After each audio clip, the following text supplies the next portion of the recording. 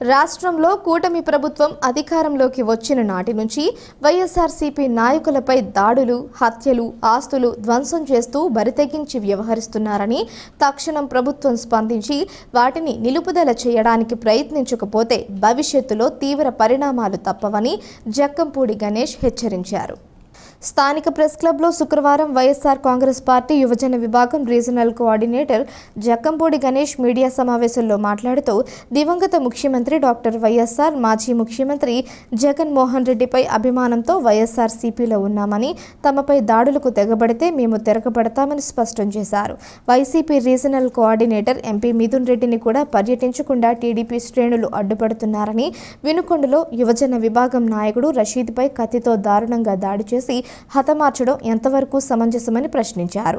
గత 5 ఏళ్లు అధికారం ఉందని తామెప్పుడూ కక్ష సాధింపులకు దిగలేదన్నారు. సాక్షాత్తు ఒక ఎంపీకే రక్షణ లేకపోతే ఇక సామాన్య ప్రజల పరిస్థితి ఏంటని నిలదీశారు.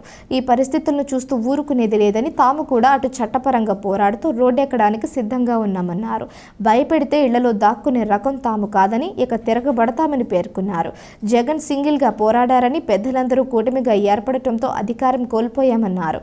అయినప్పటికీ తమ పార్టీల్లో ప్రజల్లో ఆదరణ ఏమాత్రం తగ్గలేదని, వైసీపీ ఇక్కడితో అయిపోతుందని భావిస్తే మాత్రం అది వారి అమాయకత్వం అవుతుందన్నారు. జగన్ ఎవరికీ భయపడరు, వెనుకడుగు వెయ్యరని, మాకు ప్రతిపక్షం కొత్త కాదని, గతంలో ప్రతిపక్షం నుంచే అధికారంలోకి వచ్చామన్నారు.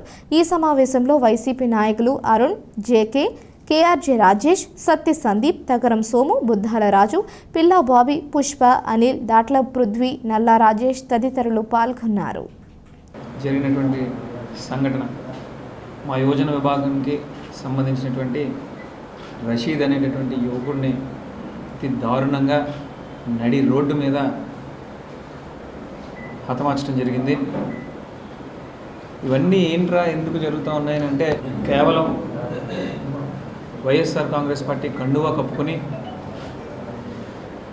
జగనన్న మీద అభిమానంతో, వైఎస్ రాజశేఖర రెడ్డి గారి మీద ఉన్నటువంటి అభిమానంతో ఈ రాష్ట్రంలో వైఎస్ఆర్ కాంగ్రెస్ పార్టీలో తిరగటం వలన ఇంతమంది మీద దాడులు జరగడం అనేటటువంటిది నిజంగా కూడా అమానుషం. అదేవిధంగా నిన్న కూడా మా రీజనల్ కోఆర్డినేటర్ అయినటువంటి మిథున్ రెడ్డి గారి మీద జరిగినటువంటి దాడిని కూడా తీవ్రంగా ఖండిస్తూ ఉన్నాం. ఒక ఎంపీకే రక్షణ లేదు అని అంటే సామాన్య ప్రజల పరిస్థితి ఏ విధంగా ఉన్నది అనేటటువంటిది ఆలోచన చేయమని చెప్పి ఈ సందర్భంగా కోరుతా ఉన్నాం. ఈ రోజున దాడులు చేయడం నిజంగా కూడా చాలా సిగ్గుచేటటువంటి విషయం. మేము దాన్ని తీవ్రంగా ఖండిస్తూ ఉన్నాం. అవసరమైతే మేము కూడా రోడ్డు ఎక్కాల్సి వస్తుందని చెప్పి ఈ సందర్భంగా తెలుగుదేశం పార్టీ వాళ్ళని హెచ్చరిస్తూ ఉన్నాం. మీరు చేసేటటువంటి దాడులు ఏదో గొప్పని మీరు అనుకుంటూ ఉన్నారేమో. ఏదో ఎన్నికలైన తర్వాత అందరూ కూడా ఆవేశంలో ఉంటారు. మనం కూడా సమయస్ఫూర్తిని మెయింటైన్ చేయాలి. తొందరగా ఇంకోళ్ళ మీద కాలు దూవటం మంచి పద్ధతి కాదు కదా అని చెప్పేసి ఇప్పటిదాకా ఉపేక్షించాం. రానున్న రోజుల్లో మేము కూడా రోడ్లు ఎక్కాల్సి వస్తుంది.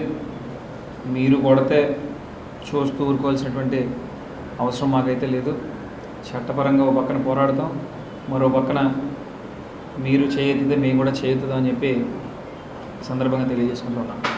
ఇటువంటి పరిస్థితుల్లోనే భయపడిపోయి ఇళ్లలో దాక్కునేటటువంటి వ్యక్తులు అయితే మేము కాదు.